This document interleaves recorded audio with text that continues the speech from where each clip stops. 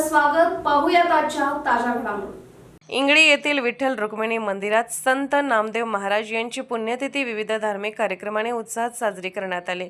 यानिमित्त सकाळी आनंद जाधव यांच्या हस्ते विनापूजन करण्यात आले. यानंतर दर्याप्पा धनवडे यांचे कीर्तन झाले. कीर्तनातून संत नामदेव महाराज यांच्या कार्याचा, भक्ती परंपरेचा महिमा सांगण्यात आला.